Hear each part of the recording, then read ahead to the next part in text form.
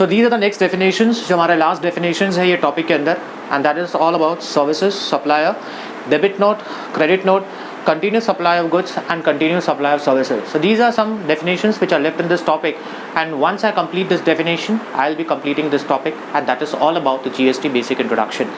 So let's start the first one for the day, and that is all about services. Services क्या है और services का definition important क्यों है? देखिए, आप जो टॉपिक समझ रहे हो that is all about GST, goods and service tax.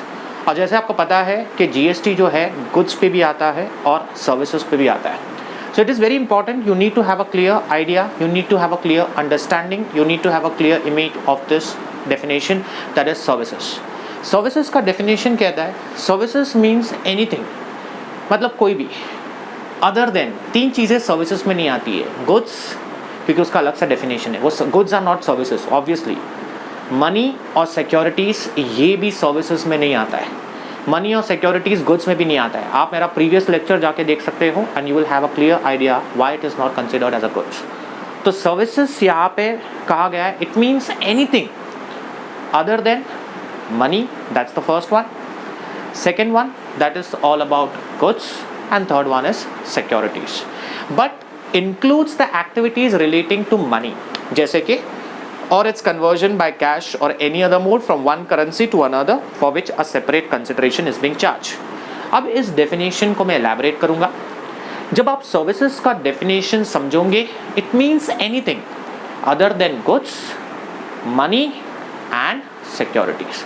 तो services के definition में तीन चीज़ें नहीं रहेंगी, goods नहीं रहेगा फॉर श्योर, आपका जो गुड्स है वो डेफिनेशन में नहीं रहेगा, उसके बाद में आपका जो दूसरा चीज़ है मनी वो डेफिनेशन में नहीं होगा, और आपकी तीसरी चीज़ जो है सिक्योरिटीज़ वो भी आपके डेफिनेशन में नहीं होगी। तो सर्विसेज में सब लेने का, गुड्स नहीं आएगा, मनी नहीं आएगा, सिक्योरिटीज़ नहीं आएगा। बट मनी से रिलेटेड जो एक्टिविटीज़ है, फॉर एग्जाम्पल करेंसी को आप कन्वर्ट कर रहे हो एक फॉर्म से दूसरे फॉर्म में, करेंसी को एक डिनोमिनेशन से दूसरे डिनोमिनेशन में कन्वर्ट किया जा रहा है, जिसके लिए सेपरेट कंसिडरेशन लिया जा रहा है, तो उस कंसिडरेशन पे जीएसटी आएगा। Try to understand this thing. Services के डेफिनेशन में मनी नहीं आएगा, बट मनी से रिलेटेड जो एक्टिविटीज़ है, जैसे कि आपके पास कोई करेंसी है, समझिए रुपीज़ में है, आप उसको डॉलर में कन्वर्ट कर रहे हो, तो उसके लिए जो फीस आती है, सर्विस फीस या सर्विस चार्जेस जो भी है, तो वो जो कंसिडरेशन लिया जा रहा है उस पे जीएसटी आएगा। So try to understand this definition. Definitely GST money पे नहीं है, बट मनी से रिलेटेड एक्टिविटीज़ पे है, जैसे कन्वर्जन की एक्टिविटी हो एक फॉर्म से दूसरे फॉर्म में, एक डिनोमिनेशन कन्वर्जन हो, तो ऐसे केस पे, ऐसी एक्टिविटी पे जो कन्वर्जन हो रहा है या जो भी एक फॉर्म से दूसरे फॉर्म में जिसके लिए कंसिडरेशन दिया जा रहा है, कंसिडरेशन मतलब समथिंग इन रिटर्न, जैसे कि फ़ीस बोलो, सर्विस फीस बोलो, ब्रोकिंग चार्जेस बोलो या सर्विस चार्जेस बोलो, तो उस कंसिडरेशन पे जीएसटी आएगा। Very simple. तो इसी के साथ हमारा first definition for the day is clear. Next one and that is all about supplier. Now what is all about supplier? Supplier क्या है हम उसके बारे में समझेंगे। तो what is exactly about a supplier? देखिए, सप्लायर का डेफिनेशन भी इंपॉर्टेंट है। सप्लायर यानी वो इंसान जो गुड्स सप्लाई कर रहा है या सर्विसेज प्रोवाइड कर रहा है।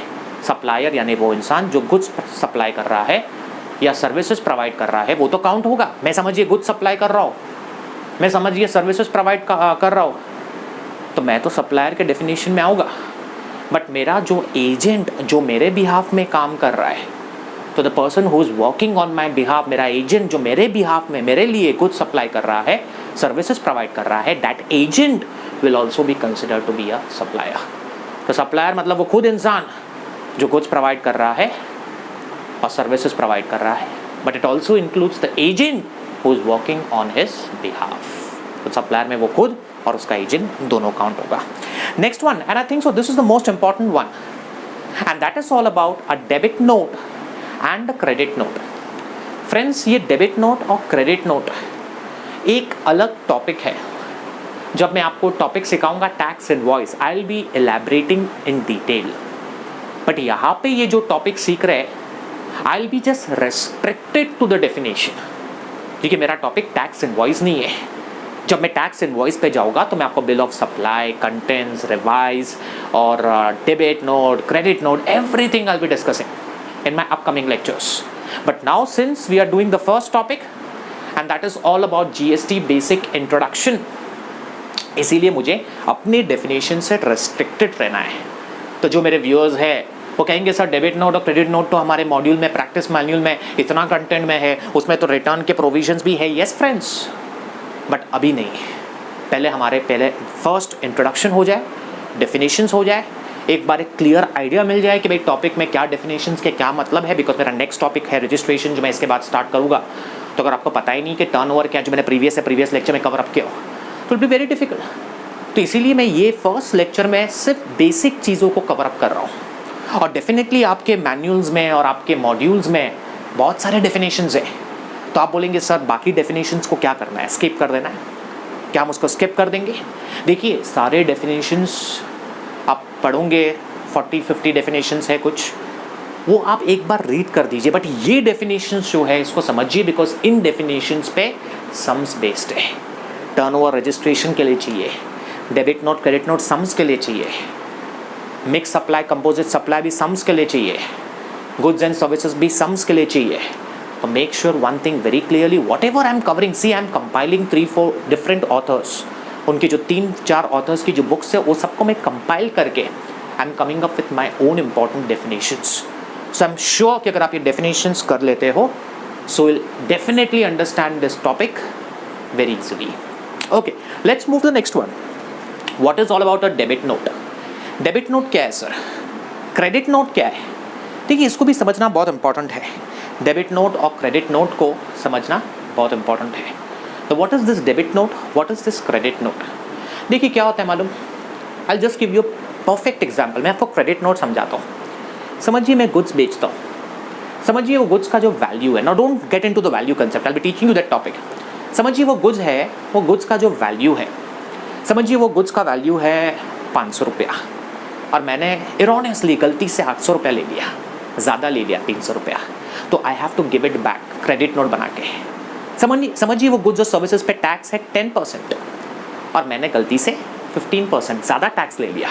तो जो मैंने ज़्यादा लिया और 5% ज़्यादा लिया वो मुझे इशू करना है क्रेडिट नोट के थ्रू, रिटर्न करना है. समझिए मैंने गुड्स बेचा, मेरे गुड्स उसको पसंद नहीं आए कस्टमर को. He thinks the goods are not up to the optimum capacity, he is not satisfied. तो बोलता है गुड्स मैं रिटर्न कर रहा हूँ, तो मुझे उसको पैसे रिटर्न करना पड़ेगा क्रेडिट नोट बना के. समझिए मैंने गुड्स बेचा, वो डिफेक्टिव थे. समझिए मैंने गुड्स बेचा, वो डेफिशिएंसी थी, उसमें कुछ कमी थी. तो मेरा जो कस्टमर है कहता है कि मुझे वो गुड्स रिटर्न करना है. तो जब वो गुड्स को रिटर्न करेगा तो I will your issue a credit note. समझने की कोशिश कीजिए, 4 केसेस आर इंपॉर्टेंट. इसमें और भी चीज़ें हैं, रिटर्न्स है, बहुत सारी चीज़ें, but I will be specifically focusing on this topic when I will be doing that tax invoice. But अभी इतनी ही चीज़ समझने की कोशिश कीजिए, डेबिट नोट और क्रेडिट नोट का एक बेसिक सा इंट्रोडक्शन. क्रेडिट नोट आप कब इशू करोगे? जब आपने जो है वैल्यू है गलती से ज़्यादा ले लिया, 300 लेना था 500 ले लिया, तो 200 ज़्यादा लिया, तो you will give that 200 bye issuing a credit note. जब आपने इरोनियसली गलती से टैक्स ज़्यादा ले लिया कस्टमर से, टैक्स था 10%, आपने ले लिया 12%, 2% रिटर्न कर दोगे क्रेडिट नोट बना के. जब कस्टमर को गुड्स पसंद नहीं आए तो ऐसे केस में वो गुड्स रिटर्न करेगा, तो आप उसे क्रेडिट नोट दे के उसके पैसे रिटर्न कर दोगे. जब वो कस्टमर को लगता है गुड्स खराब है, डिफेक्टिव है, डेफिशिएंसी है, तो ऐसे केस में वो गुड्स रिटर्न करेगा, तो आप उसको पैसे क्रेडिट नोट के थ्रू इशू कर दोगे. तो ये 4 केसेस में क्रेडिट नोट इशू किया जाता है. तो next one, and that is all about a debit note. तो what is exactly a debit note? Debit note क्या है और डेबिट नोट कब इशू किया जाता है? अगेन डेबिट नोट और क्रेडिट नोट जो है वो डेफिनेशंस जो है वो उसमें और बहुत सारी चीज़ें हैं. रिटर्न्स आपको कब फाइल करना है, और अभी तो कंसोलिडेटेड डेबिट नोट और क्रेडिट नोट का भी एक नया अमेंडमेंट आया है. तो definitely when I will be covering that topic, that is tax invoice, तो मैं वहाँ पे कवर अप करूँगा. But now just restricted to my particular topic and that is definitions. तो वहाँ पे हम सीखेंगे कि डेबिट नोट क्या है. देखिए डेबिट नोट कब इशू किया जाता है? जब मैंने वैल्यू जो है इरोनियसली गलती से कम ले लिया. गुड्स का जो वैल्यू है वो 1000 रुपया था, मैंने गलती से कस्टमर से 600 ही लिया, मतलब मैंने 400 कम लिया, तो मैं अब वो 400 उससे लूँगा डेबिट नोट इशू करके.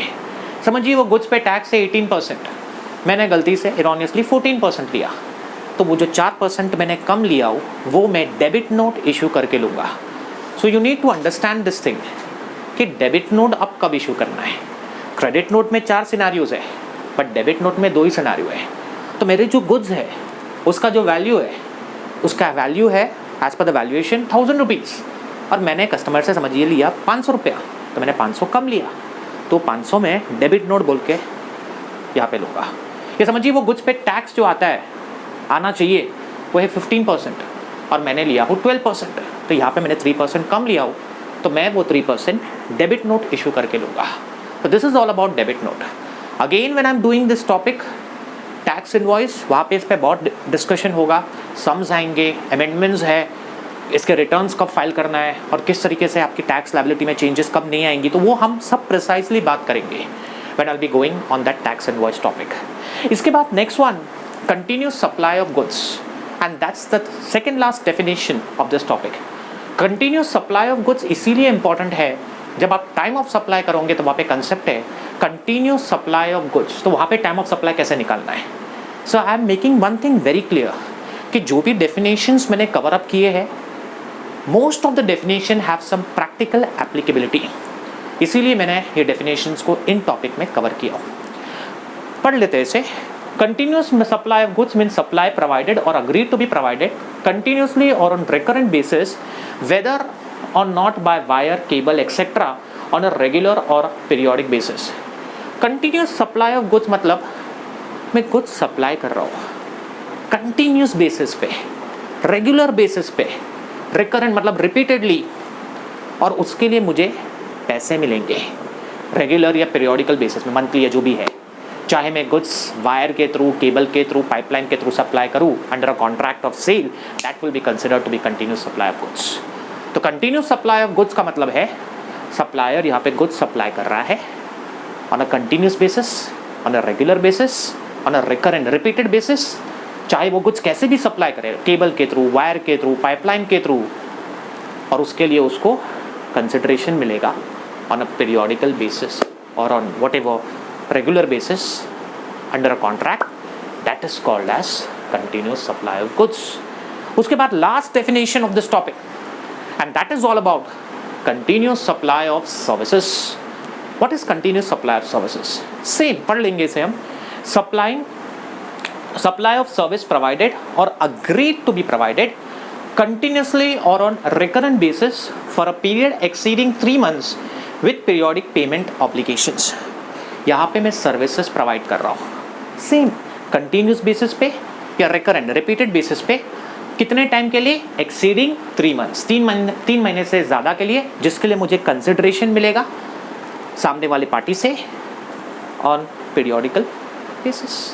तो कंटिन्यूस सप्लाई ऑफ सर्विसेज का मतलब है whether service provider is providing these services to a person on a continuous basis, on a recurrent repeated basis, और कंटिन्यूस सप्लाई ऑफ सर्विसेज के लिए आपको सर्विसेज कितने टाइम के लिए प्रोवाइड करना है, कंटिन्यूस के लिए, फॉर अ पीरियड एक्सीडिंग मतलब कितने टाइम से ज़्यादा, 3 महीने के लिए ज़्यादा, और वो सर्विसेज के लिए that I will be getting the payments from the respective party either on regular basis or periodical basis under a contract. So with this I complete the basic topic and that is the GST basic introduction. तो इस topic में हमने क्या सीखा, एक छोटा सा summary. I started with direct and indirect tax distinguish. I started with what is GST, features of GST, advantages of GST. उसके बाद हमने सीखा इंटरस्टेट सप्लाई, इंट्रास्टेट सप्लाई, उसके बाद सीखा कॉन्स्टिट्यूशनल अमेंडमेंट्स, उसके बाद हमने बहुत सारे डेफिनेशन स्टार्ट किए, गुड्स मैंने बताया, सर्विसेज बताया, टर्नओवर बताया, मिक्स सप्लाई कवर किया, कंपोजिट सप्लाई कवर किया, डेबिट नोट कवर किया, क्रेडिट नोट कवर किया, और continuous supply of goods and services cover किया। So with that I complete the first topic. I just request to my viewers कि आप जो भी मेरे लेक्चर्स देख रहे हो, make sure you are following the sequence because that is the most important one. अगर आप डायरेक्टली 4th लेक्चर में जा रहे हो और अगर आपको फर्स्ट 3 लेक्चर्स की आइडिया नहीं है, you'll be finding it difficult to understand the concept. इसीलिए आपको सीक्वेंस फॉलो करना है। इसीलिए आप मेरा जो भी वीडियो देखोगे तो उसके थंबनेल पे नंबर लिखा हुआ है। So with that number it will be easier for you to follow the sequence. And the next topic I will be starting with and that is all about registration, GST registration in the upcoming lecture. और friends, एक और चीज़ मैं आपसे बताना चाहूँगा, और एक दो मुझे मेल्स भी आए थे मेरे ईमेल आईडी पे। तो पहली चीज़ तो मैं आपको ये क्लियर करना चाहूँगा कि भाई एक स्टूडेंट का एक क्वेश्चन था कि सर इतने डेफिनेशंस करना है। देखिए very frankly this topic carry only 4 to 8 marks, वो भी मैं ज़्यादा कह रहा हूँ 4 to 8 मार्क्स, जैसा बेसिक इंट्रोडक्शन। आप प्रोफेशनल लेवल पे एग्जीक्यूटिव लेवल पे इस पर कुछ एक्सपेक्ट नहीं कर सकते हो, but having knowledge of this topic is very important, because if you don't know the basic concept, if you don't know the basic background of GST, आपके लिए आगे के टॉपिक्स डिफिकल्ट होंगे।